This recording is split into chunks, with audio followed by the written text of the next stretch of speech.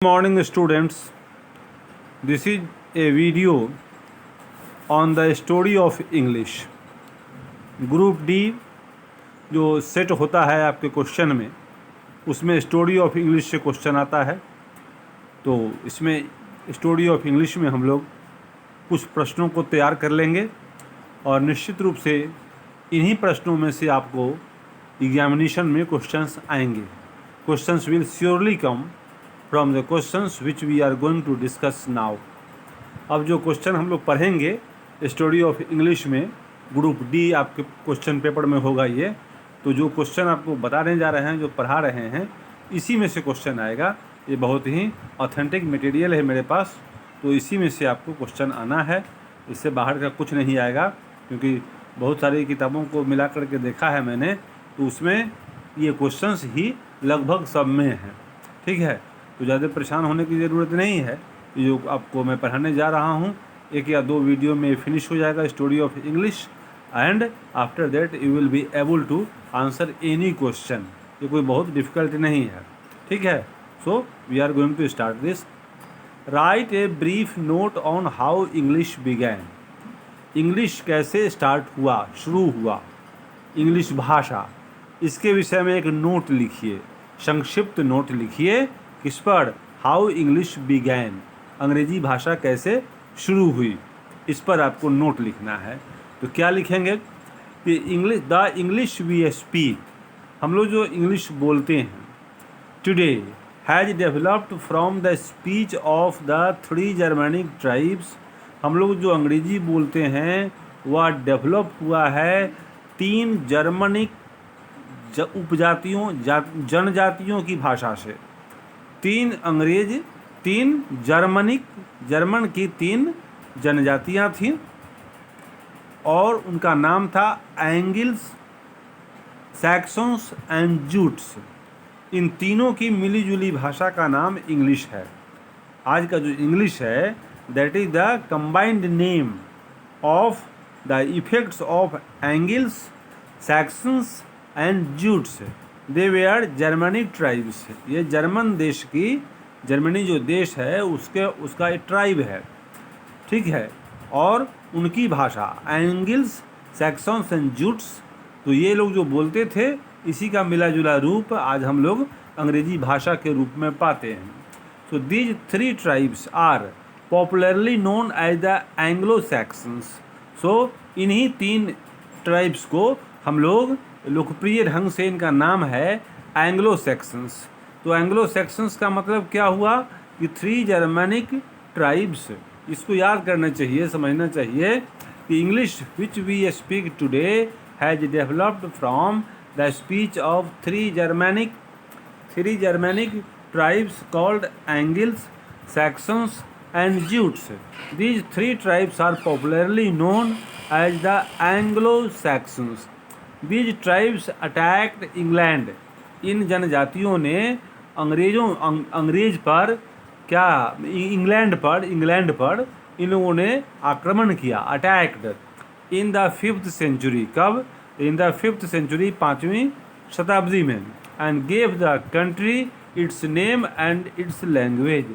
और सो उस देश का नामकरण हुआ, उसको एक भाषा मिली, उसका नाम, उसकी भाषा का नाम हो गया इंग्लिश, और देश हो गया इंग्लैंड, जहाँ के लोग इंग्लिश बोलते थे। तो ये एंग्लो से बना, ये इंग्लैंड भी और इंग्लिश भी। तो क्या हम लोग अब तक देखे? English is a language, it is the combined developed form of 3 Germanic tribes which are called Angles, Saxons and Jutes. These 3 tribes are popularly known as the Anglo-Saxons. These tribes attacked England in the 5th century and gave the country its name and its language. The word English has developed from the name Angles, developed form। ये from कहिए, हाँ form भी होगा, developed form ही ज़्यादा सही है यहाँ, कि developed form of the name Angles, old English Engle. तो ये ओल्ड इंग्लिश मतलब इंगल को ओल्ड इंग्लिश में इसका मतलब होता है इंगल। ओल्ड इंग्लिश में इंग्लिश को हम लोग बोलते हैं इंगल, तो एंगल्स बराबर इंगल, यही हो गया इंग्लिश।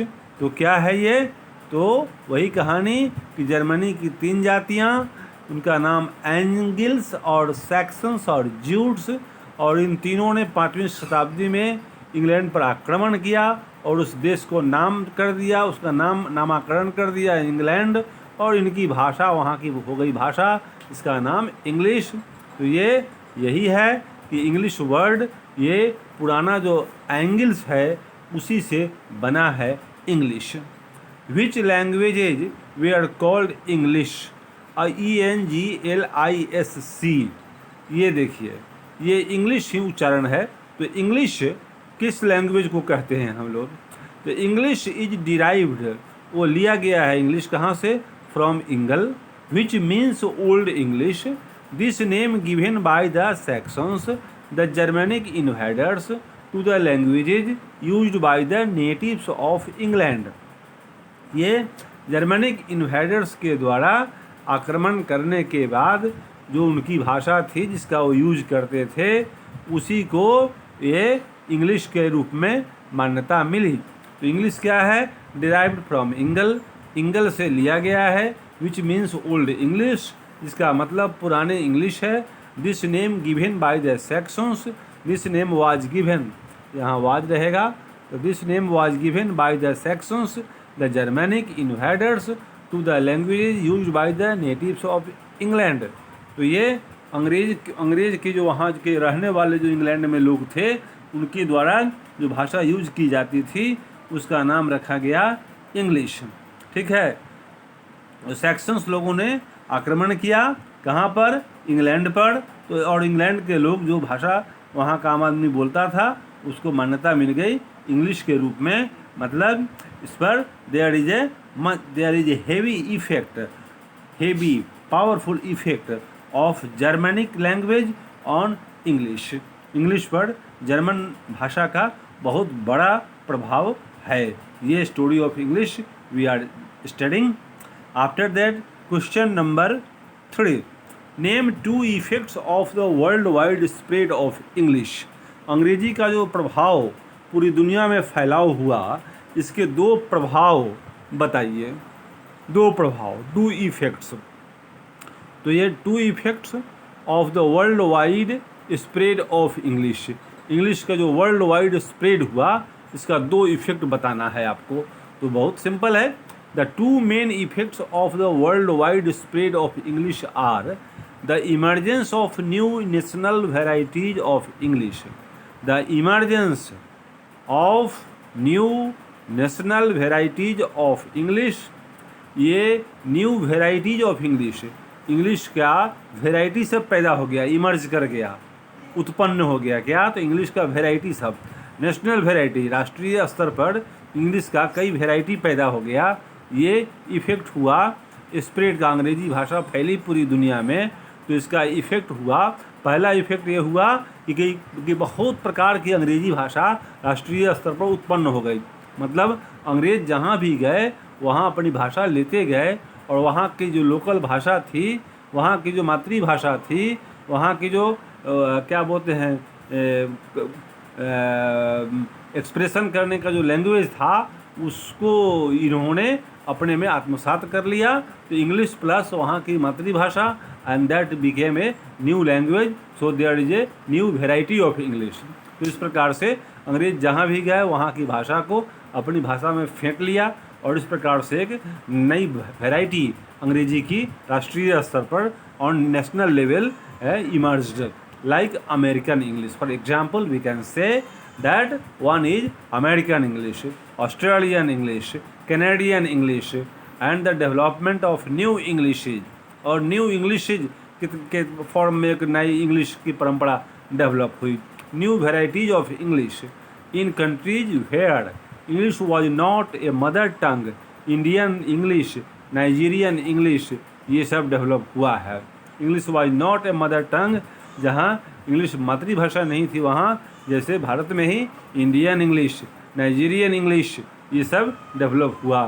सो ये ग्लोबल वर्ल्ड वाइड जो स्प्रेड हुआ इंग्लिश का, the effect of the world wide spread of English, we can count down two. First is the creation of a lot of English, so many English varieties of English on national level. And second point is that is development of new English. वो new English के रूप में भी develop हुआ, एक नया प्रकार आया.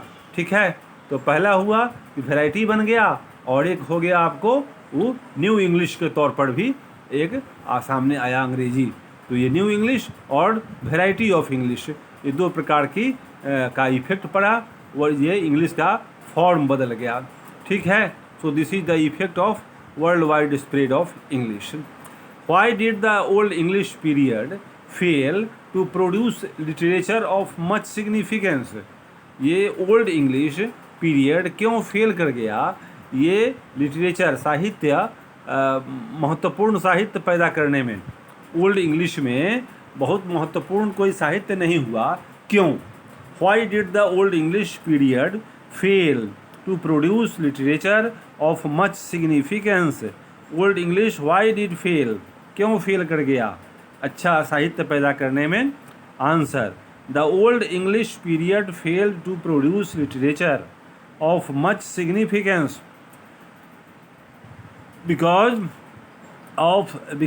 there was no patronage from court. राजा की तरफ से कोई संरक्षण नहीं था. Court patronage was lacking at the time and the age came to be known as the dark age. उस एज को डार्क एज कहते हैं. उसमें शिक्षा की व्यवस्था, शिक्षा का प्रचार प्रसार नहीं हुआ उतना, और वहाँ पर कोर्ट पैट्रोनेज मतलब राजा की तरफ से संरक्षण नहीं था, सरकार की तरफ से संरक्षण नहीं था भाषा को, और अंधा युग था, वो डार्क एज था. तो टू रीजन्स कौन कौन हुआ? First reason is lack of court patronage, lack of patronage from the government side, and second part is that age is called dark age. After that, what were the two concerns of the American poets writing in English? American लोग जो अंग्रेजी में लिखते हैं, American कवि, American poets, उसकी दो विशेषताएं बताइए, दो कंसर्न बताइए. उसका मतलब उसका दो एम क्या है, क्या उसकी मेन खूबी है. अमेरिकन पोइट्स की आपको खूबियाँ बतानी है. Two concerns. The most of the American poets writing in English were engage in two fold writing.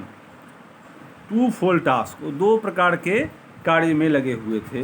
To define the self, अपने आप की व्याख्या करना, and to identify the nation, और नेशन को फॉर्म करना.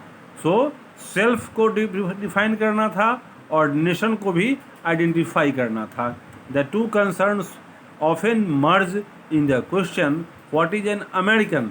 सो American means the development of self and formation of nation. Self plus nation, these are the qualities of American literature. यह American poetry में सेल्फ मतलब अपने आप की विशेषता को स्वीकार किया और राष्ट्र की संकल्पना को स्वीकार किया. दो, देश और हम, यही अंग्रेजी की खूबी थी अमेरिकन पोइट्स की. ये देयर वेयर टू कंसर्न्स, यही दो मुख्य उद्देश्य थे उनको, जो उन्होंने साहित्य में लिखा पोइट्स के तौर पर. पोइट्री जो उन्होंने इमेजिन किया, कंपोज किया, those were based upon these two things only, that is self and nation. अंग्रेजों ने, अमेरिकन पोइट्स ने जो लिखा उसका दो मेन पहलू हुआ. First is self and first is defining self and second is identifying the nation. Question number 6. What were the major concerns of the early Indian poets writing in English. जो शुरुआती Indian poet, जैसे English भाषा भारत में आ गई, in India English language also came, and here also many people emerged who composed poetry in English. They wrote essays in English. So now the question is, what were the major concerns of the early Indian poets write in English. इसके पहले वाले question में हम लोगों ने देखा कि American poets ने क्या लिखा, तो उनका मेन कंसर्न क्या था। तो उसमें हम लोगों ने देखा to define the self and to identify the nation, ये दो पिलर था उनके लेखन का। तो भारत में जो शुरू में जो लेखन शुरू हुआ इंडियन पोइट्स ने लिखा, तो इंडियन पोइट्स ने क्या लिखा, तो उनका मेन कंसर्न क्या था, उनका मेन पिलर क्या था। The major concerns of the early Indian poets writing in English were patriotism, मतलब देशभक्ति, and the glorious past of India. So start beginners poets of English in Indian, they Indian form, Indian poets who composed poetry in English, they based upon patriotism and glorious past of India, Bharat का गौरवशाली अतीत और देशभक्ति, ये उनके दो pillars थे। Indian जो राइटर्स हुए उन्होंने जो लिखा उसका यही दो आधार था, पेट्रियोटिज्म देशभक्ति और पास्ट ऑफ और glorious past of India. Their poetry was an attempt to restore the lost glory of India. So ultimately, the poetry aimed at the restoration of the lost glory of India. Bharat का जो अतीत जो खो गया था कहीं विदेशी शासन के कारण, तो इसको प्राप्त करना यही इंग्लिश पोएट्स का एम था, जो शुरू में अंग्रेजी में लिखते थे भारत के लोग। ठीक है, तो अमेरिकन लोग क्या लिखते थे, अमेरिकन इंग्लिश का क्या, अमेरिकन पोएट्स का क्या एम था, तो उनका एम था to define the self and to identify the nation. And the Indian poets their task was also two fold, and that the first was to write about patriotism and to write about the glorious past of India. So the main aim of the poetry of that period was to restore the lost glory of India. Why is Latin no longer popular in use? आज Latin भाषा use में क्यों नहीं है, ये question है। Why is Latin no longer popular in use? इतना तो हम लोगों को पता है कि लैटिन भी एक भाषा है, तो लैटिन का यूज, लैटिन आज इतना लोकप्रिय क्यों नहीं है भारत में, तो ये क्वेश्चन है आपको। तो ये देखिए, any language comes into being with its speakers and स्लीप्स into oblivion with the loss of its speakers. ये कोई भी भाषा अस्तित्व में तभी आती है जब उसके बोलने वाले हों, जैसे ही उसके बोलने वाले समाप्त हो जाते हैं या घट जाते हैं, तो भाषा भी घट जाती है या समाप्त हो जाती है। तो when a language is tied with particular domains, जब लैंग्वेज को किसी खास क्षेत्र का हम लोग घोषित कर देते हैं, it starts to lose its popularity slowly and steadily, और तब उसकी लोकप्रियता धीरे धीरे समाप्त होने लगती है, घटने लगती है। Language should be A free means of expression in the entire sphere of life. Language को क्या होना चाहिए, तो फ्री मीन्स, स्वतंत्र साधन होना चाहिए अभिव्यक्ति का जीवन के हर क्षेत्र में, जीवन के हर क्षेत्र में। In the entire sphere of life, in all walks of life, okay, in the entire sphere of life, a language should be freely used for expressing the feelings, the need, the experiences of the speakers. बोलने वालों की अभिव्यक्ति की आज़ादी भाषा में नहीं होगी तो वह भाषा मजबूत नहीं होगी। उस पर आप बहुत ज़्यादा स्ट्रिक्ट डिसिप्लिनरियन कानून बना करके, ग्रामर को बहुत टाइट करके आप किसी भाषा को मजबूत नहीं कर सकते हैं। You cannot spread a language on the basis of disciplinary activities like correct forms of grammar is essential, but they are not at the cost of the fluency of language. Language की जो भाषा का जो प्रवाह है उसकी कीमत पर आप उसकी जो ग्रामर है, उसका जो करेक्शन है, उसको नहीं लेके चल सकते हैं, क्योंकि ultimately language is derived from the practices of daily life of common people ये कुछ ही लोगों की भाषा बहुत सक्षम हो जाएगी ऐसा नहीं है। जो भाषा ज़्यादा लोगों के द्वारा नहीं बोली जाती है वो धीरे धीरे डिमिनिश कर जाता है। Slowly and steadily it loses the popularity. So at the same time, it did not show a tendency to go outside its own linguistic resources and borrow from other languages. और जब हम उसको बहुत ज़्यादा purest बनाते हैं, पवित्र बनाते हैं, शुद्ध बनाते हैं, तो वो दूसरे लैंग्वेज से वो सीख नहीं पाता और इस प्रकार से जो अदर लैंग्वेज का जो उसका साधन हुआ, रिसोर्स हुआ, वो उसका बेनिफिट उसको नहीं मिल पाता है और इसलिए भाषा कमज़ोर हो जाती है। So a language should be freely used. Freely used means this language should be given freedom to accept some words of other languages also. दूसरी भाषा के शब्दों को भी स्वीकार करने की आज़ादी भाषा में, लैंग्वेज में होनी चाहिए, तब जाकर के लैंग्वेज जो है डेवलप्ड होता है। अदरवाइज इट श्रिंक्स, वो सिकुड़ जाता है and ultimately loses popularity and importance. It did not follow the tendency of linguistic give and take. ये जब हम स्ट्रिक्ट कर देंगे किसी भाषा को, किसी बंधन में, क्लासिकल फॉर्म में बांधने का प्रयास करेंगे, तो इसका मतलब होता है कि वो गिव एंड टेक, ये लेन देन की जो परंपरा है, ये जो भाषाई लेन देन, उसकी परंपरा, उसकी जो टेंडेंसी है, जो प्रवृत्ति है, वो नष्ट हो जाती है और इस प्रकार से भाषा कमज़ोर हो जाती है। So it turn to be a language used for It turned to be a language used for religious purpose, और तब वो रिलीजियस पर्पस के रूप में ही यूज होकर के भाषा रह जाती है, आम जन की भाषा नहीं बन पाती है। And the development of history shows that any language that is not accepted by general people that ultimately slowly loses it's importance and popularity and ultimately validity. Finally वो अपनी उपयोगिता, अपनी लोकप्रियता उसकी समाप्त हो जाती है, खो देती है। Show your acquaintance with modern usage of English. Modern usage of English आपको एग्जामिनेशन में लिखना है तो उसके लिए आंसर काफ़ी है, इस पर कहने के लिए बहुत कुछ है, लेकिन कम से कम जो शब्दों में कहा जा सकता है वो ये है। आपको एग्ज़ाम के लिए बहुत लंबा चौड़ा ज़रूरत नहीं है, जितना चाहिए उतना यहाँ पर है। So, show your acquaintances with modern usage of English. Modern use जो इंग्लिश का होता है उसके विषय में आप क्या जानते हैं ये बताइए। तो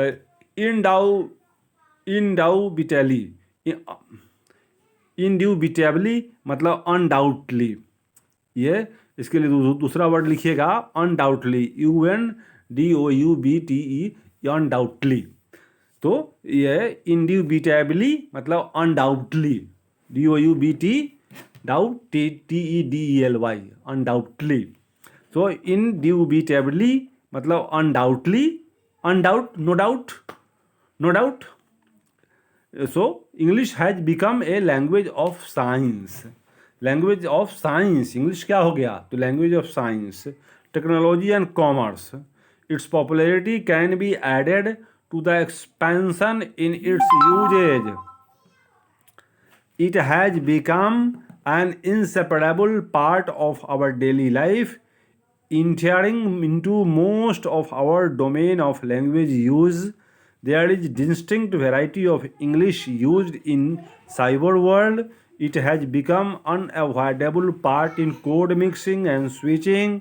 People have started to feel that it is Herculean task, बहुत कठिन टास्क, Herculean task मतलब difficult work, task to survive sans English. One can hate English, but one cannot ignore English. From science and technology to our daily affairs, this language has got a pilot seat. That day is not far when English will be our daily affair, as bread butter is to our daily life. तो ये undoubtedly English has become a language of science. निश्चित रूप से निस्संदेह अंग्रेजी भाषा विज्ञान की भाषा बन गई है, टेक्नोलॉजी और कॉमर्स की, तकनीक और वाणिज्य की। Its popularity can be added to the expansion in its usage. Yeah, its popularity can be added to the expansion in its usage. Its popularity can be added to the expansion in its usage. ये इसकी जो लोकप्रियता है वो इस बात से भी समझी जा सकती है कि इसका प्रयोग में कैसे विस्तार हुआ है. It has become an inseparable part of our life. यह हमारे लाइफ का, डेली लाइफ का अभिन्न भाग बन गया है. Entering into most of our domain of language use. हमारे लैंग्वेज के यूज के प्रायः हर क्षेत्र में यह घुस गया है. कौन? Angrezi, English. There is distinct variety of English. English की कई वेराइटियाँ हैं, प्रजातियाँ हैं. Used in cyber world. Cyber world का भी इंग्लिश एक अलग ही होता है. कंप्यूटर की दुनिया का, ये इंटरनेट की दुनिया का जो इंग्लिश है वह कुछ और ही है. It has become unavoidable part in code mixing and switching. यह कोड मिक्सिंग और स्विचिंग का एक अभिन्न भाग ये बन गया है. अनअवॉइडेबल, जिसको आप नज़रअंदाज नहीं कर सकते हैं. People have started to feel that it is Herculean task to survive science English. Science मतलब विदाउट. ये साइंस SANS, साइंस का मतलब होता है विदाउट. बिना इंग्लिश के डेवलप हो जाए तो ये बहुत कठिन कार्य है. लोग महसूस करते हैं इस बात को. One can hate English. English से आप नफरत कर सकते हैं, but one can not ignore English. लेकिन आप इंग्लिश को इग्नोर नहीं कर सकते हैं. Due to its use from science and technology to our daily affairs. Science और टेक्नोलॉजी के मामले में जो दिन में जो हमारे जीवन में इसका उपयोग है, उससे आप इसको इनकार नहीं कर सकते. भले ही आप इसको हेट कीजिए, नफरत कीजिए, but you can not ignore that. Ignore नहीं कर सकते हैं आप, नज़रअंदाज नहीं कर सकते. This language has got a pilot seat. ये लैंग्वेज को पायलट सीट मिला हुआ है विश्व में. ये पायलट की सीट पर है, ये ड्राइविंग सीट पर है. की पॉइंट है ये. That day is not far when English will be. वह दिन दूर नहीं है कि इंग्लिश ब्रेड एंड बटर की तरह हमारे लाइफ का पार्ट होगा. तो ये क्वेश्चन नंबर 9 से हम लोग एक और वीडियो बनाएंगे, उसमें हम लोग बाकी को डील करेंगे. तो ये क्वेश्चन नंबर 8 तक ये इस वीडियो में शामिल हुआ. आपको ये कैसा लगा? ये आपके एग्जामिनेशन पॉइंट ऑफ व्यू से एकदम कंप्लीट है. फुल मार्क्स आपको इसमें आएंगे, तो इसीलिए मैंने इसको सेलेक्ट किया है. तो आपको कैसा लगा प्लीज़ इस पर भी कमेंट करेंगे. And thank you for viewing. Have a nice day.